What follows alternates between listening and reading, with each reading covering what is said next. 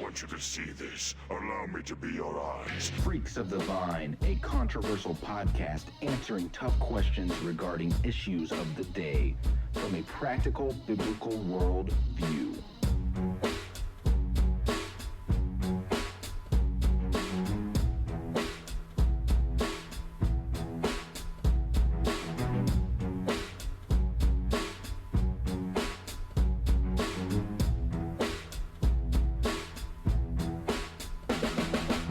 What is happening, everybody? Welcome to Freaks of the Vine. We are so glad that you're joining us on our 15th episode of FOTV, and we are just entertaining you tonight, hopefully, with lots of informative talk.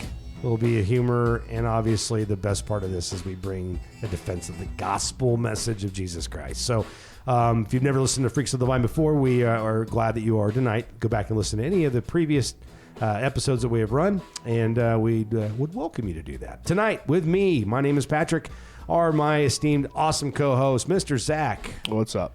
Hi, Kay. Hello. And the guy behind the board in the operation, Gage. Hello. So, you guys, hope everybody's feeling good. Yes, sir. We are recording this on May 4th of 2021. May the 4th be with you. And also with you, Father. I straight up, man, I couldn't locate my my Darth Vader helmet. I got a full on actual Darth Vader helmet with a breathing sounding ventilator sound. Mm-hmm. I was gonna wear it today. And it's just thinking, I couldn't find it. You would have scared the children. I would have scared all the children that are in the building. Yeah, there is a child care center that's in here, and they would have been like, oh my goodness. They would have had no humor in that. However, one of the teachers did dress up as Princess Leia. I was very proud. So It's impressive. it is. Well, guys, no matter when you're listening to this, we are just happy that you are. And we want to jump into a couple of topics tonight. The first one being, what is a cult? Not the Baltimore, not the Indianapolis Colts. Not the horse. Not the horse with an O. We're going to jump around to the U vowel, the Colts. It was a progressive rock band in the 1980s, right? The Colt is a true story. True story. Alt rock band. Great music from those guys. Yes, there But no, was. you're talking about What is a religious cult? What is a Christian cult? Religious cult? yeah, that C word gets thrown out all the time, doesn't it? Sure does. Member of a cult. You're a member of a cult. I mean, it's what you have. What are the common denominators of cults? You got a leader who's very charismatic and very persuasive, and you have a group of people who follow a leader or a principle or an idea or whatever, and they are so dedicated on that one. I mean, you gotta be careful because generalizing a definition, I mean, you can apply it to a lot of different things, but That's good. I think it's just it's more of a, instead of having logical discussion or reasoning, it's being force fed something, and if you either accept it or get out. Yeah, good point. Yep. Gage, anything you want to add to that in your feeling of a cult? I think he nailed it. Yeah. I think that's spot on. Right on. Thank you. Yep. Okay, anything you've ever thought about? Like, did you ever think about... What was the dude with the cool, Jim Jones? Was that his name? Yeah, Jim Jones had a I was cult, a thinking movement. Waco, Texas. The Branch Davidians Yeah. with David Koresh. Yep. Well, I always thought about going back to some of the late 70s and early 80s movies whenever somebody would run into, like in the movie Airplane with the Hare Krishnas. People in orange shaved heads playing tambourines in the airport. They're punching them. Yeah, maybe. Oh, that movie. Yeah. So a cult is a religious movement. Okay. The word cult, I had wrote this actually earlier today. So cult is specific to religion? It doesn't have to be, but typically it's a religious affiliate. It doesn't have to be. But right off the bat, you said it's a religious, because that's the first place you go. A cult is considered a religious. Now, not always Christian, not always a pseudo-Christian. Some of them, like, there's a spaghetti movement now. There's one that came out in 2005, and they say ramen instead of amen, and things like that. Yeah, the spaghetti god. Yeah. Yeah, and the turtle. Yeah. There's a bunch. Ready for this? I'm going to hand something to you in studio, front and back, list of all the cults in the last 150 years. That's about right. It is a textbook. Hand me a book. The word cult is actually to mean a group of religious people whose belief system and practices deviate significantly from often contradict the Holy Scriptures as interpreted by Orthodox biblical Christianity. That would be a Christian cult. So a cult that calls itself a Christian. Now, there's a lot of cults that obviously they're just a religious sect. They're a religious group of people. But when you're talking Christian cult, which is obviously our focus for today, is something that goes against biblical Christianity as we know as Orthodox Christianity. So what's unorthodox? Typically, what they do is they will, if they call themselves if we consider them from the orthodoxy way, a Christian cult, or they are unorthodox, they take what we know as the Apostles' Creed, the overarching in view of the doctrines of faith found in Scripture, and they monkey with it. So most of the time, Christian cults challenge, the most common is the Trinity, the Father, Son, Holy Spirit. They will speak language that we know of. A lot of times, if they are a Christian cult, they clearly hold the Bible in high regard, but they will maneuver it, mold it, shape it, add to it, extract from it what they want. And their leader is always infallible. They can't be corrected. Yeah, I actually would agree with you on that. And there may be an underlying sort of like an asterisk that says no, but I'm going to say yes to that. Well, does the Pope? Yeah, well. There you go. Yeah. That's definition 101 right there. You have a guy who everyone's told, if you're a Catholic, that you don't question him when it comes to really anything, especially spiritual matters. And he's at a conference, and I just watched a clip of it earlier. He stated in front of this group of people to abandon individualism and to succumb ourselves to the greater good of the people. He said it in Italian, and it was translated. And there was a big conference, a group of people. He's swallowing the communist pill. Yeah. But as Catholics, come on, speak up. And they have You can disagree with him, Absolutely. but they won't. Well, There's this aspect of cowardice. Yeah, I was talking to two Catholics in the last 3 to 4 months who vehemently There are argue. a lot. Absolutely. There are a lot of really And I'm good men and proud women of who are them. Catholic are going, man, this Pope, I don't really know about this. And question him. And I'm He's proud. a man. Yeah, he is. Well, that goes back to the 1800s when it really became late 1800s is when the infallibility of the papacy. So the infallibility of the Pope was actually an instituted doctrine that comes out of the Orthodox Roman Catholic Church, which means that since he is the vicar, the Pope is the vicar. He is the representative, quote unquote, of Christ on earth, that he is infallible. And that's a problem. That's a huge problem. And people want to just blow through that. And they go, well, no, I think since the Reformation, we've gotten better. I mean, Kenneth Copeland and one of the archdiocese leaders got together 2 years ago and they had this big kumbaya meeting. And they're like, oh, the Reformation is over with. Shush. No, it's not. No, it's not, because you can't. Yeah, that's a good one. That's a good one. Okay, well, so here's 4 other important characteristics that should be reviewed. Doctrinal ambiguity. They're very ambiguous with the doctrines that we hold dear to. So they'll take the message of the unity, the triunity of our God, the unity and triunity, and they'll distort it. False prophets obviously come along with that, false prophecy. The sound rules of interpretation. So they basically interpret the Scripture as they want to. And then semantics. I wrote that last one in there. So semantics are biblical terms used but given a different meaning. Okay?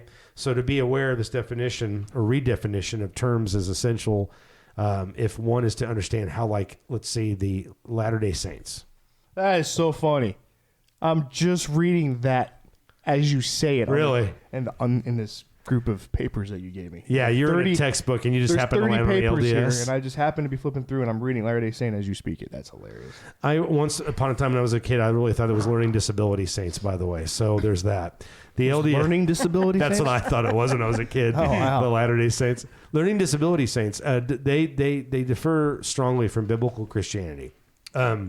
Consider the following with a scriptural response. So Mormonism views sin as specific acts, not as man's basic nature. So man's basic nature of sin is taught to us in the book of Romans chapter 5 and Ephesians chapter 2. Okay? We're told that man is born into sin. They say it's specific acts. So a person is not vehemently bad or wrong at their birth. They just choose bad things. They have had more of a thick, this is something that you hear Hillsong say a lot of, which we talked about last episode, and Joel Osteen talk a lot about. And we've highlighted that. Folks, they know they're bad already. You hear him say that a lot. No, they don't. They got to be told they're bad. No, they know they're bad. Okay, so anyway, I guess this is the question I want to ask you guys. So what I fear is that people are becoming more in defense of these Christian cults more than they ever have before. Netflix aired a small series about the Branch Davidian David Koresh cult in Waco, Texas. Yeah. And that entire series was so sympathetic towards them and really painted David Koresh as not that bad of a guy. I'm not even kidding.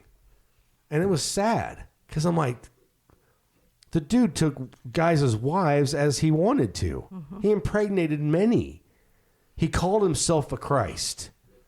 And they didn't portray any of that. They didn't portray any of that. And I'm like, there's people now that are thinking, oh man, we went in there. The government went in there and they killed innocent people. No, they didn't. That's the way it's twisted to make everybody believe for everything, yeah. Yep. They turned that building into Swiss cheese because they were getting fired upon. Now, there's things that you could argue about that. And were there innocent people killed? I don't know. But just a sad ordeal when we've got to make a defense now of people that are into the cults.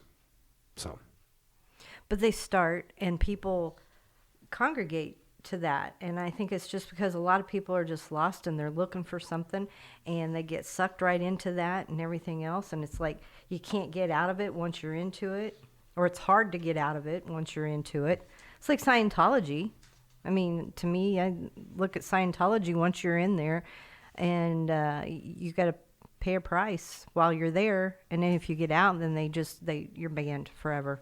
Well, yeah, you're dead to them. You're ostracized. Oh, yeah, but Yeah. they make you a target. They go through and they start messing with your family, your Yeah. loved ones, your friends. They start ruining their lives because you decided to leave. Really? Oh, Yep. yeah. Mm-hmm. There was a lady who. Leah Remini. Yep. Mm-hmm. Oh, yeah. Yep. She. My heart's beating like 6 feet out of my chest right now when I mention her name. Leah Remini. She was first in TV stardom as a guest actor on Saved by the Bell. Mm-hmm. Oh, that's right. Yep. And then King of Queens was obviously her big break as Carrie. But yeah, she came out with a documentary series. What? 6 years ago now? And then it caught fire, and then she just kept coming out with stuff after that. What was it called? Do you remember? I don't It's remember. like Aftermath is escaping the clutches of Scientology or something like Yeah, it that. was something which crazy. she refers to as the cults and Oh, yeah. in there and everything else. Yeah. Scientology and the Aftermath. Yeah. 2016. You're right. 5 years ago. It lasted for 3 seasons, and they did a heck of a job. L. Ron Hubbard. Yeah, L. Ron Hubbard, and then what is the guy's David? Yeah, David's. Oh, I have to look that up. But yeah, L. Ron Hubbard, man, freaker. Not really. You just had an imagination. The power. What is it? The power of positive thinking or something? Yeah, Something that like in that, yeah. Dianetics. Yeah. Yeah, because he was a science fiction writer. Yeah.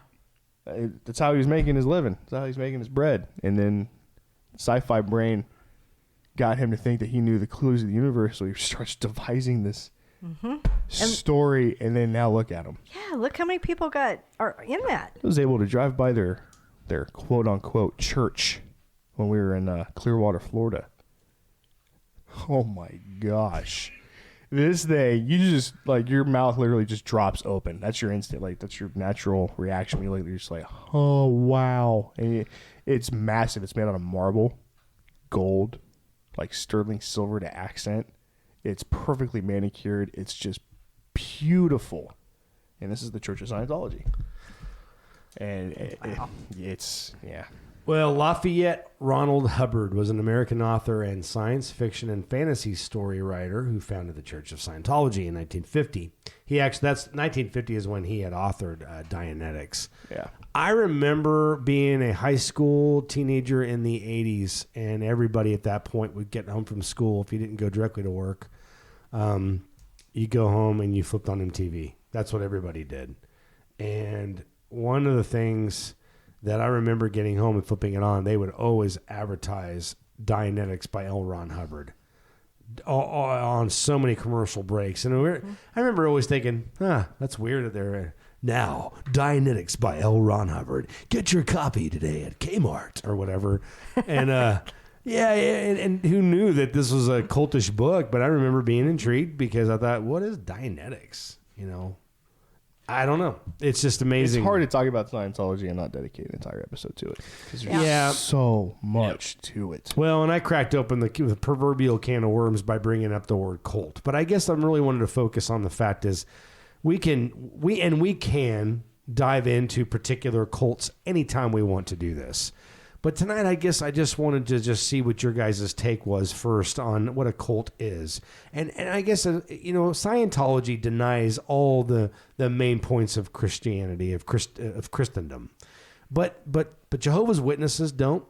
The Mormons don't. The LDS, they really embrace most of the Bible, but they change the meaning of a lot, omit quite a bit, and then add things to it.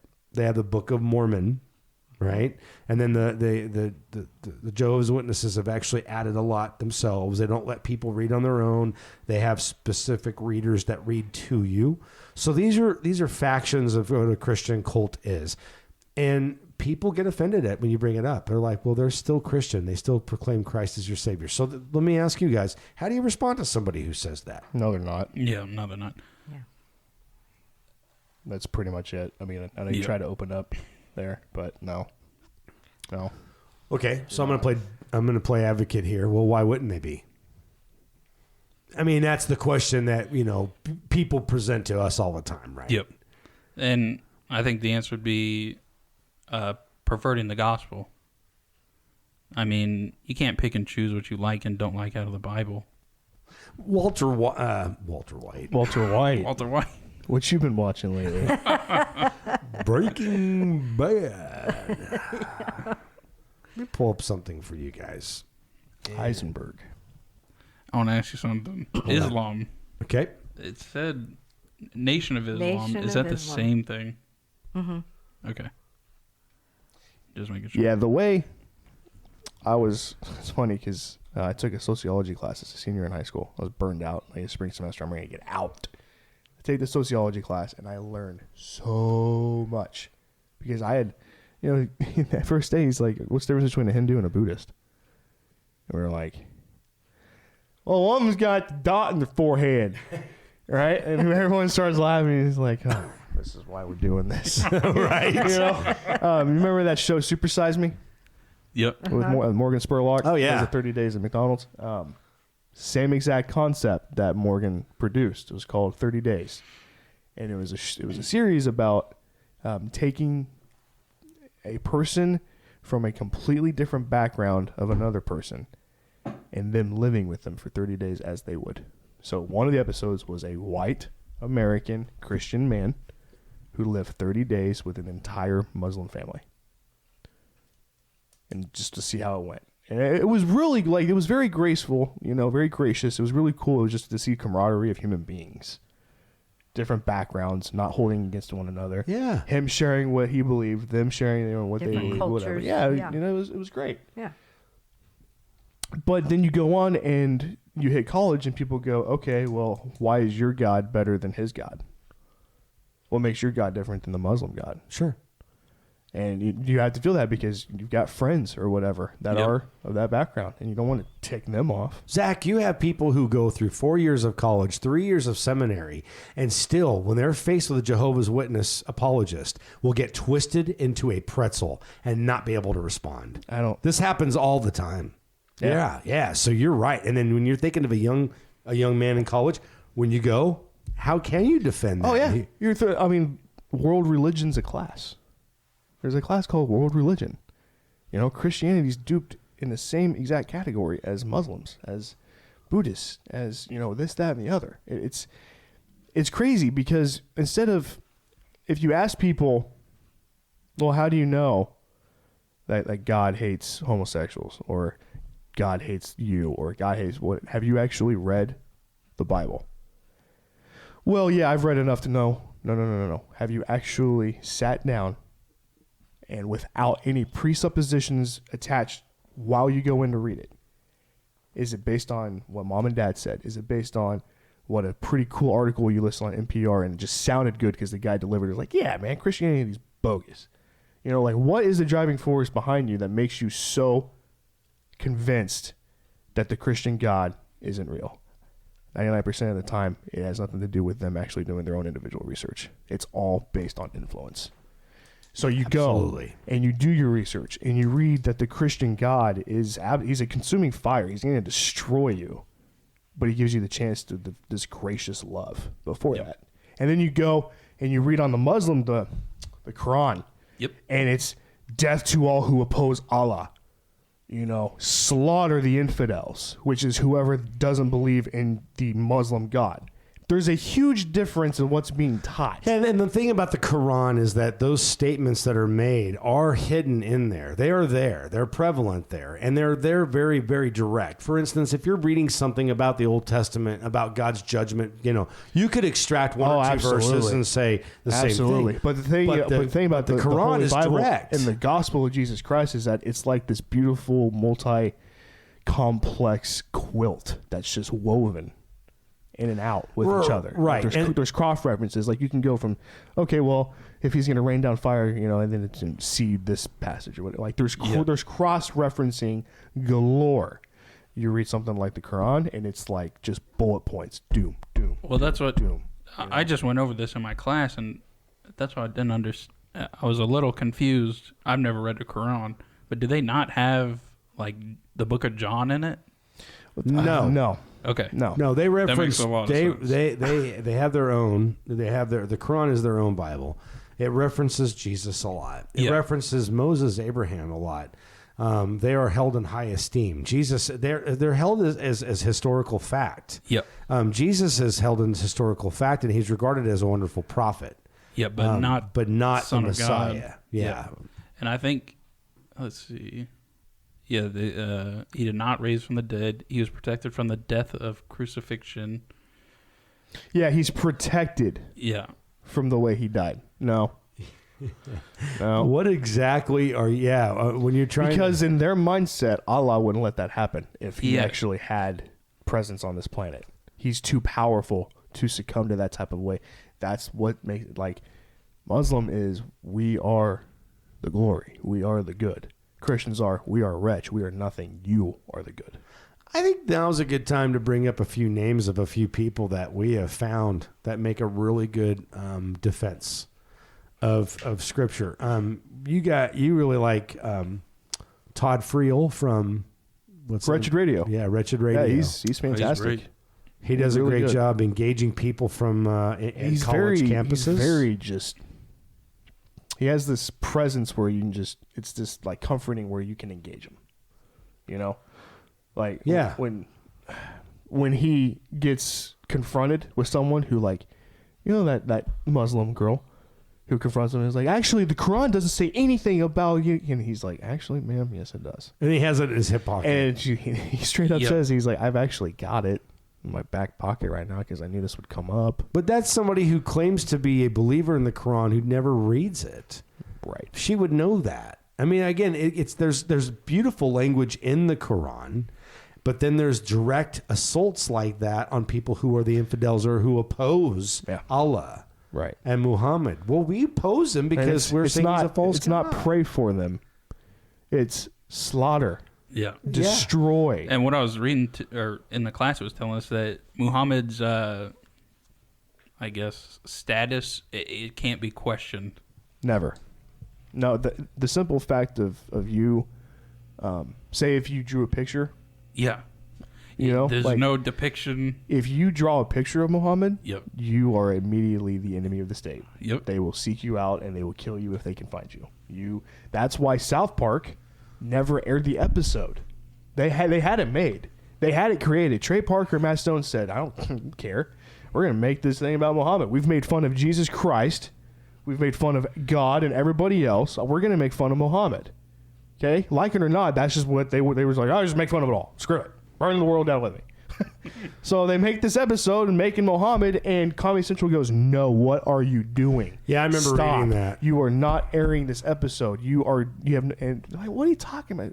Oh, and like this uprising was coming out, and they were getting death threats. Families of the members of the Comedy Central Viacom. Members of Viacom that worked, that had nothing to do with the actual station, were being threatened with their life and told that they will be destroyed if you even think about airing what Muhammad looks like. And man, South Park's made with construction paper. That's how it started. They would cut out construction paper, lay it, and then they'd animate it like that and take pictures or whatever. Yeah, we're talking about just making construction paper and making a light, and they are willing to burn down the free world because of that. Yep. One thing that they did, and Christians are the extremists. Well, and when they did one on Scientology, in fact, you guys, I don't know if you remember this or not, but when they did the episode on Scientology, Isaac Hayes, who voiced one of the characters, is a Scientologist before he passed away, and he left the show because they aired it. He was Chef, but as soon as they aired that episode, they had to write in how Chef died, and then they totally like. Yeah, but they off the character because of the fact that it offended. Yeah. So the point was, and then nothing good about that has really come out. But wasn't Isaac Hayes? He's a musician, wasn't he? Yeah, he was a singer, and then he was really well known for Escape from New York. He played the Duke of New York, opposite Kurt Russell. Duh. Yeah. I totally forgot that was Isaac Hayes. You are the Duke of New York. You ain't number one. That's my Donald Pleasance reference. Impression. Yeah, he played the Duke of New York. But yeah, Isaac Hayes, and he had a very deep bass and vocal, and it's pretty cool style. Oh, his voice is awesome, man. It's like that Marvin Gaye. Marvin Gaye, that soul baritone, low, deep voice. Yeah. But hello, children. Hello, children. All right. But yeah, I mean, Scientology, like anybody, like, and then you have Christians who are, word this carefully. We are such a target of being criticized by the main now. Okay. Oh yeah. It's prevalent. I mean, if you acknowledge in a public setting that you're a Christian, you immediately in the back of your mind go, okay, here come the punches. Which way am I going to dodge? You have to get ready for your defense, your argument, because you're going to tick somebody off. How then are we labeled now by the academic world in this country? Christians are privileged. I'm sorry, but there hasn't been one time in my life where me identifying or exclaiming that I'm a Christian has privileged me in any way. No, it's an absolute target. It's an absolute target. Well, the problem is a lot of that with those, Zach, with what you just stated, and this is important to tie this in. There is a certain, the religious right, and I don't want to even go down this bunny trail right now, but let me just state this. The religious right is this much. People who are typically conservative are considered right-leaning in a political realm. Mm-hmm. And then we hold true to the word of God in our faith. Nothing wrong with any of that I just stated. But just like anybody else, well, you have the extremists take it another level and then you get tied in all together. So there are people who, like we were talking about the Seven Mountain Mandate, which we will actually, by the way, in our next episode, I've got something for that for you guys. But the Seven Mountain Mandate and why that was important, that's why the extreme religious right felt that Trump was their idol, their man in charge in order to take them into that level. So when he lost the election, they felt very, I would say the love of many have grown colder because they felt like, well, everything that they thought this was setting up to present failed. But that's the extremist side of people. Yep. Right.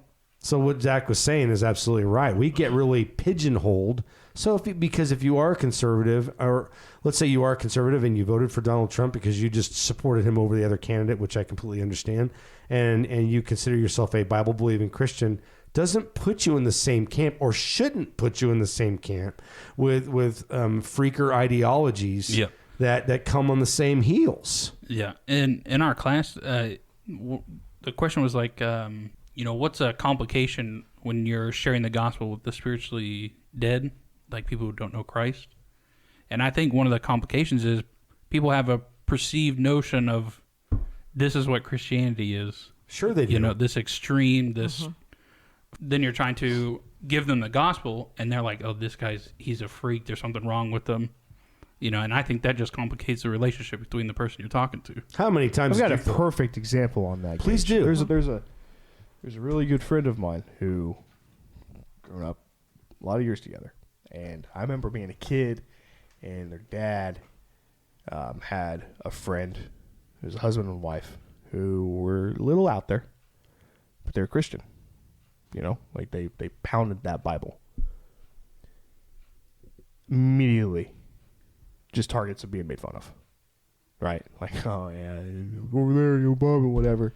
Like, they're a little off anyway. Now they're throwing this Christian crap around. Okay. So then you get that. Oh yeah, I remember those kind of people. They were a little off. And so you have that experience of Christian, quote unquote, right? And then you have people that are close to you in your life, whether it's dad, brother, whoever, relative, someone that's very close to you, who you talk to every day. And every day is the same thing. It's this condescending, insulting mockery of Christ, God, and the Bible. It's a joke. Yep. You stay away from those effing freaks.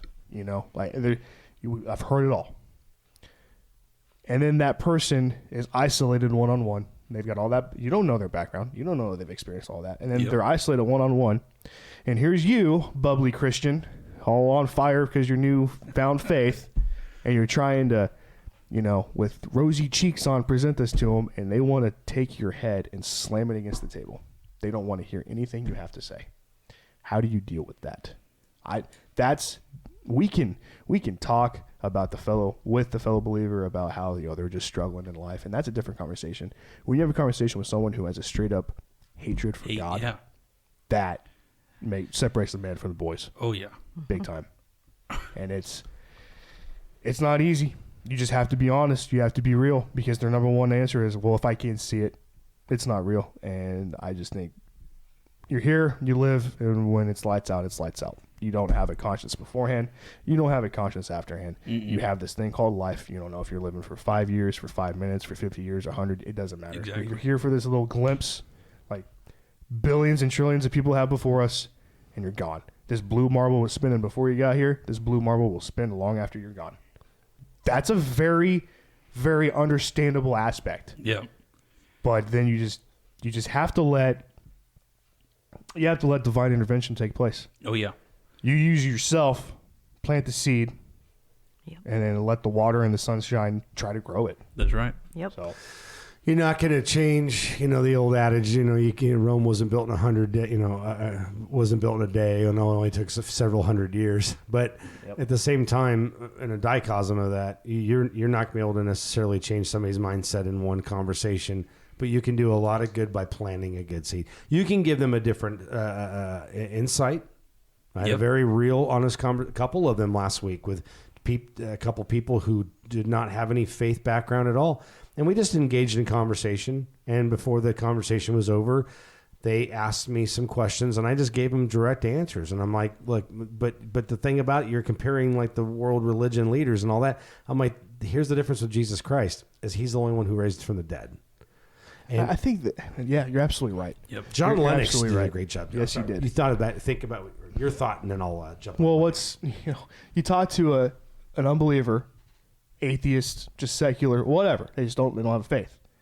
And you bring it up to them, like, why do you think there is no God? Like, well, look at space. Look at the universe. Look at all the galaxies and all the solar systems, and there's no way we're the only ones here. There's no way. In this vast expanse of the universe and reality, there's no way we're the only ones here.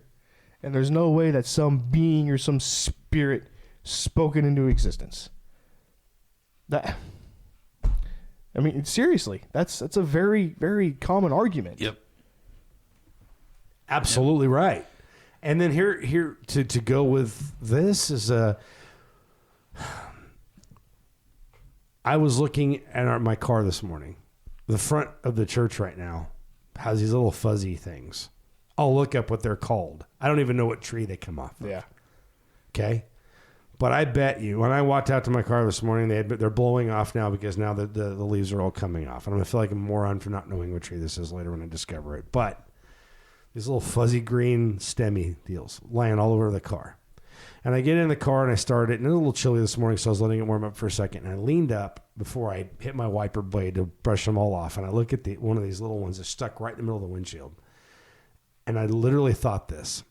I wonder how many millions of organisms are in this little pod that gets out of the way for the leaves to grow on this one particular tree. And yet we find nothing on Mars. Snapple or on fact: the moon. there are more trees on planet Earth than there are stars in the Milky Way galaxy. Wow. I did not know that. Me neither. I That's don't know. pretty It crazy. came from a damn Snapple lid. They know everything. Right? They're the internet, man. They know it all. It's crazy. But You know what I mean? seriously, There's so many organisms in that one little thing. Yes, to And that, then- yeah, and Dad. then To that point, and on there- Mars, there's nothing. no, there's nothing anywhere else. We can argue about the ET thing all day Yeah. long, right? But Well, that's not the point. The funny thing I heard was Never met him. that Oh no. Cage, go ahead. what's it? It's not the law of infinity, but it's the idea that there are infinite dimensions and realms and all this. But they said, the amount of peanut butter we all eat for Americans just alone, somebody should be able to open one and find new life in it. And I thought that was the funniest thing I've ever heard. Open up a Because jar of he's peanut like, butter. well, if there's infinite possibilities, at some point somebody should be able to open up a jar of peanut butter and new life should be there. But every time I open up the jar, That's a very good point. it's got some peanut butter in it. But That's a great point. All right, we're gonna move to Kay brought in a simple story for us tonight. I just looked. The word "simple" was on there. I don't know if that. Well, it's actually part of the headline. Kay, take it away. Kay's corner. All right, here's your headline. Within minutes, I was weeping. The U.S. pastor using scripture to mobilize climate action. Religious leaders who know how to relate to communities on an emotional level may be best positioned to convince people to support the climate activism. This pastor regularly revisits the story of Noah's Ark. People look at this story fondly because they focus on the animals that were saved. But Noah's Ark isn't a simple story of hope. It is, for the most part, a story about human suffering amidst widespread ecological devastation. So we forget how many people were killed in this complete destruction of the world where the environment was ruined. So the pastor, who's from North Carolina, trying to get congregations across the state to care about climate change. The pastor sees fertile ground for climate activism and believes Scripture is uniquely suited to help religious communities better comprehend the unfolding environmental disaster happening around them. So in the news article, there's a lot of pastors talking about this and teaching how nature is being discussed in Bible passages and being used to deploy faith as a vehicle for climate action. So do you think that to help push the agenda of climate change, that we should use Bible scriptures and language of faith?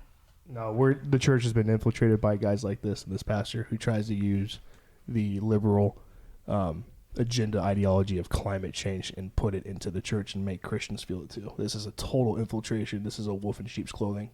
So using Noah's Ark is So part of this article comes out too is Noah warns us that humans cause climate change. Noah never said anything about climate change, and I'm pretty But sure this that is being taught it is. and preached about. And we allow it to happen because we ourselves don't know the gospel. And we're so illiterate ourselves. We'll let any off the street come in and start spewing this from the pulpit. Seriously, I have no idea what you're talking about, and yet you. They're saying it's a life issue, not politician or not politics. Sermon at the Mount had a lot to do about the hearts of men, and nothing to do about the glaciers melting. Yeah. Amen to that. Were you going to chime in, Gage? I don't remember now. That was pretty funny though. Okay, so unbelievable. Yeah, all right. Unbelievable. Here's this earth is going to get destroyed, guys. He's gonna set it on fire, and it doesn't give us a right to no, man, it doesn't give us the right to treat it with negligence. No, I mean, in the litter and be an open turd when it comes to I don't know, there's just throw your trash away. Right, throw your trash away where it needs to be, and I think that taking care of animals and being conscientious and these things. This is God made the animals the day before He created human being in His image, and then He said He gave them dominion over all of the fish in the sea and all the beasts of the field. So to name them and to take care of them just like He did with the vegetation. So we're to take care, cultivate, raise, love, do the best we can. The first workers in human history were Adam and Eve. Yeah. They were made to tend to the garden. Yep. Right. And then God was like, hey, go and chill out, bump on a log, enjoy the view. Dude, no, we worked. Yeah, and when we die and we go to heaven, it's not just standing around sitting on clouds playing harps and hoopsie-doodles. We are working. Yeah, we have a kingdom to tend to. Right on, exactly. And in the eternal kingdom, we will definitely be taking care of the rebuilt earth, and we know that God has promised that. And the thing about it, and that's why I'm not getting into a vegetarian vegan debate here. I'm just saying this. Oh, like old Teddy Kirkpatrick. Oh yeah, man, he can go on a real rant with that one. Can. But yeah, we disagree. Then there's a lot of Christians who do take that type of mindset of don't eat meat. To each his own. Absolutely. Right? There's certainly things, and that's where we were reading. We study with a church in Kenya. I do once a week, and the pastor there, he's from that culture and in Kenya. But they were sharing. We were reading a passage out of Acts 15, and it was about. It says in the scripture, don't eat meat that was strangled. Okay. And they picked up on it. Like, we're reading through it and they stopped. There's somebody who was listening to this Bible study and he asks in Swahili, and then the pastor asked me, what does that mean? And I was like, oh man, there's a story behind this, but I was stumped at the moment. So I'm like, I got to get back to you. Simple study. Jewish people believed in slicing of the neck and bleeding out. Right, because you use the blood for atonement purposes. Yeah, right, exactly. And then you do what you had to do with sacrifice. The Glasgow smile, basically. Right. Like when people think it's slitting the throat, it's not just a little incision at the neck. It's ear to ear. Ear to ear. Yeah. And there was a reason for that. So the animal would die faster. Right. You could bleed it properly. And then you could sacrifice what you need to eat the rest of it. It's still today viewed as a very humane way to kill an animal when you're going to butcher it. It's Levitical law, and it is a very much a humane way to kill. Absolutely. So as opposed to strangling it, which is inhumane, because you put this animal is more suffering and pain in its last moments of its life. And so strangled means like... Well, yeah, it was still a problem for Jewish people. So the Gentiles were strangulating, and Jews were still... Glasgow smiling it, And the point of the Jewish church, the church in Jerusalem, because there were Gentiles and Jews, is that Brother James, the half brother of Christ, made a decree. He said, if we're eating at the same table, no strangulation. You got to cut them, because that way we're not offending the Jewish people who are coming into faith. And then the Gentiles were like, okay, I can get on board with that because it's not that big of a deal. We're still killing the animal anyway. Right. So it was a compact decree to bring everybody together. It's really beautiful, and I never caught it before. Of course, somebody would bring up in Swahili, and I was like, this is beautiful that they heard it in English, asked in another language. Why can't we strangulate? Great point. But these are things that we work through. Jim Carrey and the cow. Oh, man, that'd be myself and Irene. Don't do that. Don't do that. Don't do that. But anyway, yeah. All right. Well, so back to your point here. No, sorry. I didn't mean to ruin that by bringing up that movie. No, you didn't. But you're absolutely right. The fact that they heard it in English, asked a question in Swahili, and that's pretty cool. It is cool because it is the Holy Spirit. He is at work no matter who you are, what you are, and what you speak in different language. Back to the animal thing. When God brings all, before Eve is made, before he's knocked out and the ribs taken out, and all of the livestock and the creepy crawlies are brought to him, what language would he have used to name the animals? There were no languages developed yet. That's a great question. Like what? Like when he looked at a dog and said, that, or giraffe and said giraffe. I was reading it the other day. I was like, I wonder why, or what he was using. Oh, The unicorn. Yeah. yeah. Oh, okay, we're talking about the We King were- James version. Yeah, and we their were unicorn. talking about that earlier. She brought up the Noah's Ark. That's why I brought that. But yeah, But no, I was don't just know how thinking, that like, because they had to be named. Yeah. God didn't name them; He just made them. And since we have domain over everybody, and he brings Man, you threw me for a loop Yeah, on Oh, that I one. know That's a great question. I will research that question. I will research. It might not even have been a language developed. I don't know, but No, it's they hard. had to It had to have have been language. because Yeah. we were creation. Ooh. Caveman with Ringo Starr. Well, they were. I thought they all spoke the same language They at did. the start. Everybody Yeah. did. It wasn't confused Yeah. until the Tower of Babel. Yeah, okay, bad. Tower of Babel was because the two sons, one was taken and made a people that were, they wanted to reach God to overthrow God. That's why they built the Tower of Babel. They tried to build it. To reach God, Yeah, to to reach dethrone God, him. yeah. And God was like, okay, but he knew the hearts of man. They might have only got 40 stories high. I think it was I know it was much larger than that, but they could have got 40 feet high. The point was in their heart of hearts, I should say, they wanted to dethrone God. And so that's why the languages were confused, and that's what happened. Yeah. So it makes, the biblical record accounts for so much. But going back to to answer you on this, Kay, I think Zach answered it very well. There's always going to be people. It's the same reason why certain Let me ask churches you this, use Kay. If you're in a pew on Sunday and this pastor starts throwing that out, what do you do? You know what? That is my exact question I was going to ask you. That's messed up. If you were up there, you started preaching about Noah's Ark and how it dealt with climate change and everything else. Yeah, not the God lesson from Noah's Ark, but the Yeah. climate. Let me tell you how I feel about climate change. Let me tell you this. I am a young Earth creationist. I believe that the Earth is no more than 8,000 to 10,000 years old.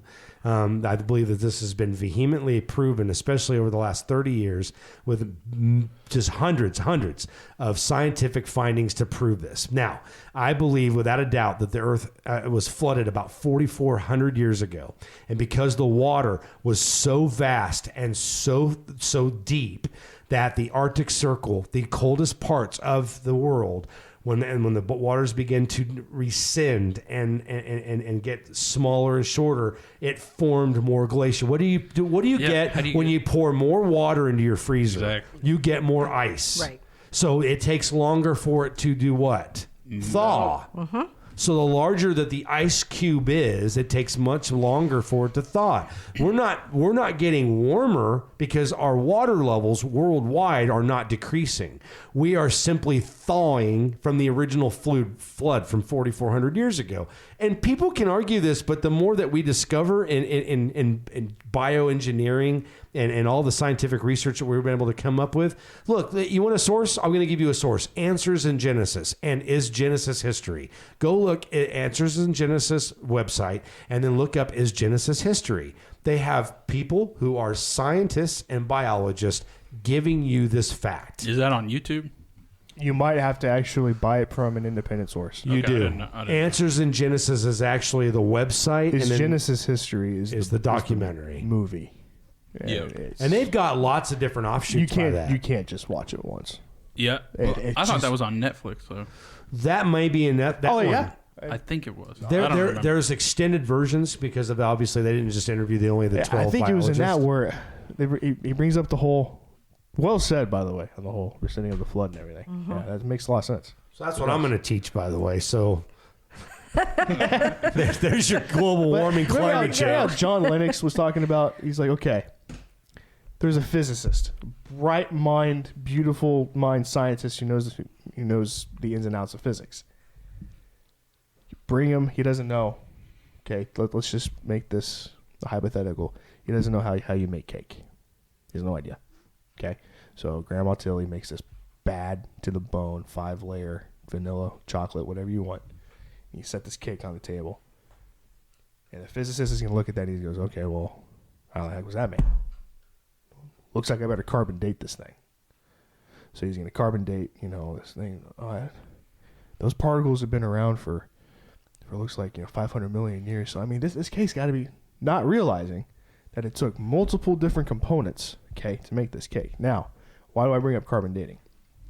Because you can take anything, any particle from anything, and analyze it and go, okay, well, this carbon here has been active to humankind timeline for 2 million years. Here's the problem. Our timeline doesn't line up with the creator's timeline. The creator is timeless, so he might very well be around for 2 billion years. In our eyes, we don't know that. We're trying to put an infinite God on its scale. So we immediately go to bajillion, gajillion, 100 bajillion dollars. Because he has no beginning, so you're right. He's the beginning and the end. This just was kind of clicking with me. Like, so we're gonna go, okay, 7 billion sounds good at the start of man, or the start of before the explosion happened. So 7 billion years is how long it's taken for the Big Bang, yeah, for that explosion to happen. So the point I'm trying to make is that we can carbon date and we can try to put an exact answer on it, but you're not abiding by the creator's rules. You're playing this game with your own made-up rules, so at the end of the day, it's not going to make any sense. When you look at a 3-year-old child, 2-year-old child, which I did today, and I said, how old are you going to be on your birthday? And he said, 2. Teacher says, no, you're going to be 3. I 2. No, okay, you're going to be 3. And I said, you know how old I am? And the other kids went, what? And I said, they're almost 3. I said, 49. To which they just look at you. Okay, first of all, they don't have they can count to 10. Yep. They can count to 10. Now you see what I'm saying. We don't have the mind capacity. The maturity of our little brain. Here we go with the whole chocolate and sex thing. Oh, yeah. Perfect example to bring this up. Please. So, all right. People are asking, well, I mean, is there sex in heaven? The answer to that is no. The purpose of sex is to procreate and reproduce. When we're in heaven and we're done and we're elevated, like that's the wrap. The book of life has been full, has been completed. We shut it, we seal it, we're done. All right.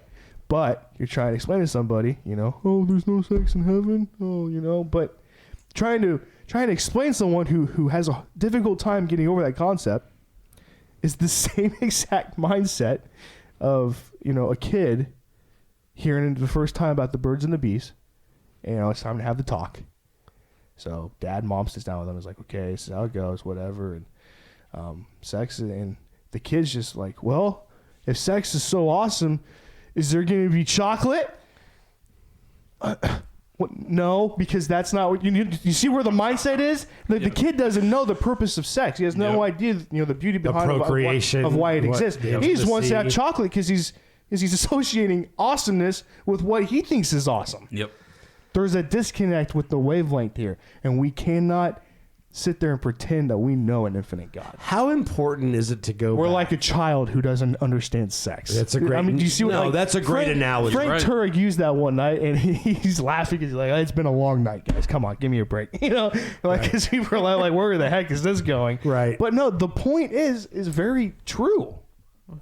It's right. Well, when you go back, how important is it to go back and read the book of Genesis, chapter 1? It's vitally important, and it's vitally important to do it often. One of my friends today told me at the church, she said that she is in chapter 50 of Genesis, and I'm really proud of the fact that she's reading the entire book, and she's going back though and has some questions during Isaac and Jacob, and so this is good. This is good. This is where you want people to begin to investigate the Bible. But all right, well, I'm yeah. All right. Thank you for bringing that up. Okay, I will never ever fail you in that regard with creation. All right, you had a.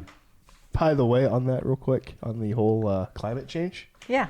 So there's a news network that I've been kind of following. It's Sky News Australia because it's factual information. Imagine that, media. 2 days ago, just came out and said, so it looks like that all of the hoopla surrounding climate change was overly exaggerated 20 years ago. Good job, Al Gore. Al Gore. That yes. inconvenient truth, man, just infiltrated school, academia like you wouldn't believe. It was this nuclear bombshell of, oh my gosh, we are destroying our planet. How did we not know? I'm thinking, at 16 years old, why is a politician talking about this? Seriously, like what? Didn't he just run for president? Weren't you served a big fat L a couple years ago, son? And now you got to go in an avenue trying to pretend like you're a scientist? Go home, man, bear, pig. Billion. Creation Super cereal. being we have to be very cautious and very responsible with what we've been given. That's different. Yeah. But We can't destroy our planet, man. Like it goes we need back to take care of what we Darwinism. got. It goes back to Darwin and his Galapagos Islands study, where like he holed himself up for like a year or something, Yep. maybe even longer. And there's a fruit named after him. what? I was watching the survival show, and this guy was like scavenging, like hunter gatherers, you know, and they look like peaches but smaller, like little balls, Like a little nectarine or something? something like that. And it's called like a Darwin fruit because those were the fruits that he was analyzing while he was doing his. Yeah, I'm not even kidding. I'll have to find out. Wow. Well, Darwin comes out with the origin of species and the whole movement creates from that. Well, it's the same thing with the inconvenient truth. It's a movement. I'm sorry, but how about our recent movement with CRT, with critical race theory? That's a movement too. Everything is racist. Right? That Vody says, he's like, yeah, if you're a parent and you had to watch the Lego movie, everything is awesome. Yeah. Like Vody's like, oh, critical race theory is everything is racist. it's great the way he says it. Yeah, it's pretty awesome. All right. Well, we are going to venture into the CRT avenue next time. All right. I think we need to do that as well as the 7 Mountain Mandate. So those are going to be our 2 focuses of the next study. And we normally never do that on Freaks of the Vine. We never tell you what we're going to talk about next because I always surprise the co-hosts here with our We never theme. have any idea what Nope, you're going to nope. bring up. We tried to structure it early on and then realized that we're better just talking. Yeah. Yep. Yeah. And reacting. And this is a conversational style podcast. That's why we do it that way. All right. We're going to go to our final little segment tonight, which we're going to call Kay's Fun Facts.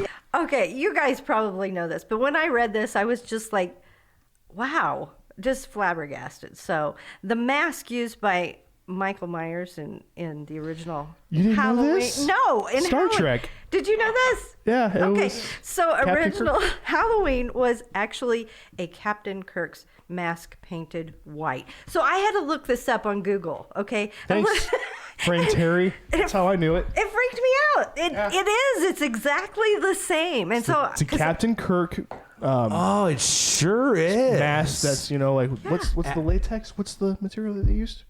I think it's a latex. It's a latex mold cast of a mask. Yeah. And all they did for Captain just, Kirk of Star Trek, and all they did is just took some white paint on it, and then there's Michael Myers. Yeah. Farm out. You didn't know that either. Okay, good. So I don't feel so bad. All right. I figured you'd probably know it. That's what, Either Mike so Myers cool. is ravishingly beautiful, or Captain Kirk is just one ugly mug, because I don't know which one is going to be different. But, all right. Guys, well, thank you so much for joining us on Freaks of the Vine tonight. And again, we are we got an email finally, by the way. Thank you very much to our first one. But we are waiting for more. Yay. So I did get one, not to the email, but one requesting about a future Freaks of the Vine topic. So we'll discuss that with you guys later on. But you feel free to email us at freaksofthevine@gmail.com. recognize, learn it. For Zach. Yep. And for Kay. And for Gage. We are Freaks of the Vine. Lord bless you guys. Thank you for tuning in, and we will talk to you next time. Lord bless you.